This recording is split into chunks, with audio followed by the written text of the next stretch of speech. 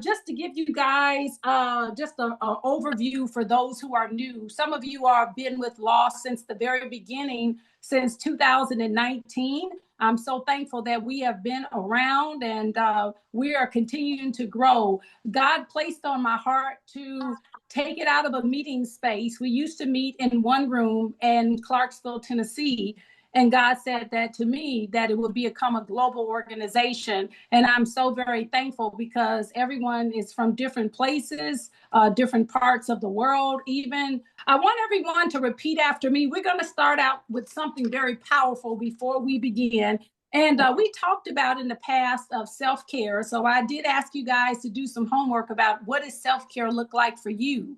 And I can tell you what it has done for me and what it continues to do for me. But I want to know, what does self-care look like for you? And before we go into that, I want everyone to repeat after me because this helps us to elevate. Everyone says, I give myself permission I give myself permission to heal.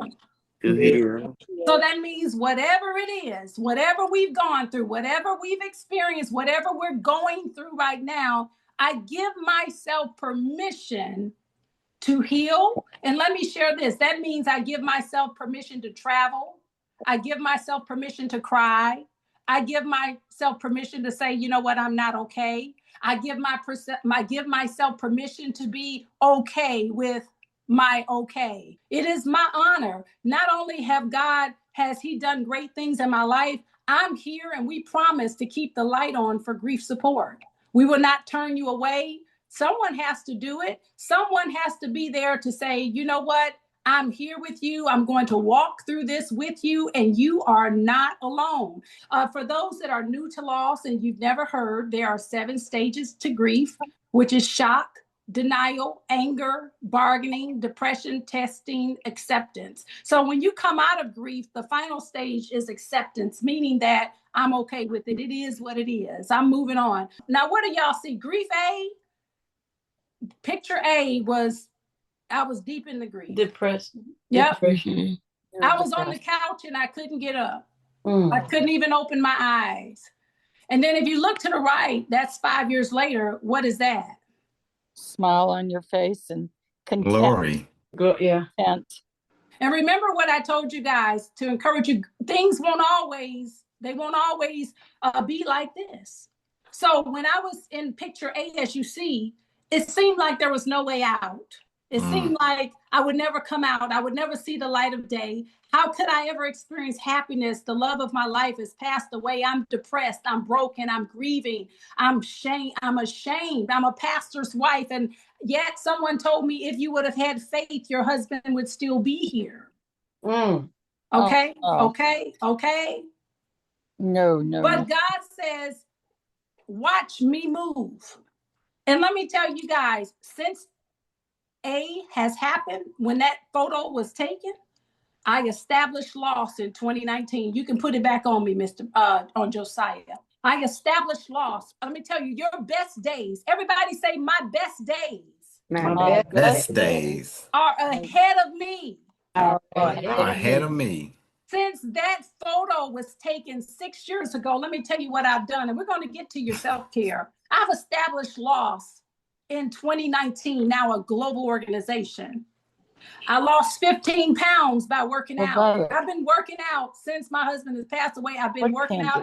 My kids, we're in an app together, and Robert's in the gym, Kevin's in the gym. We're working out. I went back to school and got my master's degree. I never thought that I could do that. Graduated with honors, a 4.0, cum laude, or whatever it is. God blessed me with my first grandson last year. God said, you haven't seen your best days yet. I tell everybody about my grandson. I was telling somebody at the doctor's appointment, have you seen my grandson? They said, we didn't ask you about your grandson, but okay, let me see your grandson. So I show everyone and the doctor said, what makes you happy? And the first thing I said after God, I said, my grandson. If you are heavy tonight, you feel sad, you feel overwhelmed, I'm going through it right now. Let me know that in the chat, or just say, that's me. Or the other side would say, you know what, I'm tired of crying. I don't want to cry no more. I'm ready to move forward. I am moving forward. If that's you, say that's me. It's okay. So let me see, group one. Who's in here from group one? Group one, I'm sad. I'm okay. I see you. You're sad. Thank you, Danielle. I'm going through it. I'm hurting. I'm really asking y'all, what is your truth? Because this is your healing. Like Robin said, she had to face it. So if you're in that first category, because I have something for you. If you do, you are. But then I understand there's another group of people, because you may be in the groups, I'm not ready to travel. I'm not even ready to leave the house. I'm not even ready to talk to nobody. I don't want to see nobody. I'm going through it right now. It's okay. I want you to know that it's okay. And then you have another group that say, well, I understand I've been there and I'm just, I'm in another place right now. Anybody in another place right now? So I have something for you tonight, but I need for y'all to tell me, are you one or two? I'm two, but my ministry is for one and two, meaning I'm here for the ones and I'm also here for the twos. I'm going to show you how to elevate. The elevation part is the self-care, doing things, learning to get out of the house, even going to eat alone. Some people say, I don't feel comfortable going by myself. I can do it all. I went to Mexico by myself.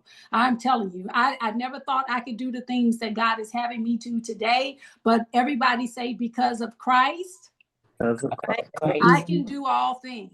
I can do all things. And it's going to give you the strength, my friend. So put up that screen. Can y'all see the top 5? So someone read the first one. So if you're not there, this is the column for you. Be honest. And what does it say? Someone read that. It's okay to say, I'm not ready. Healing isn't a race. Grief doesn't follow a calendar. Everybody say it's okay. It's okay. So you may say, Treva, I don't feel none of that. I'm not happy. I'm mad.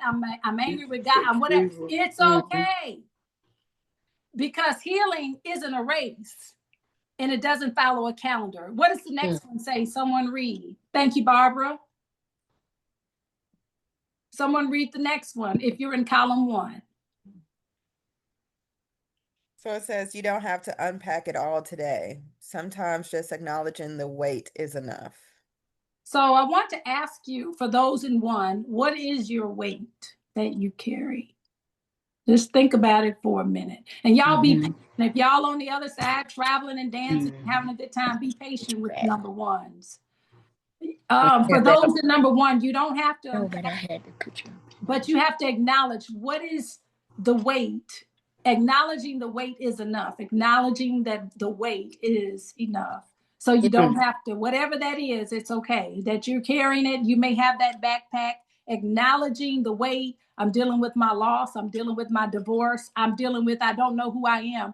I'm still learning who I am today. I'm no longer Mrs. like that since I'm widowed. So my husband has passed away. That's reality. I'm not like, well, I'm still. Robin told me one time, she was like, Mom, you're not married anymore. I said, girl, yes, I am. I said, honey, I'm married. She said, Mom, your husband died. Okay, he's gone. This is her dad. Yeah.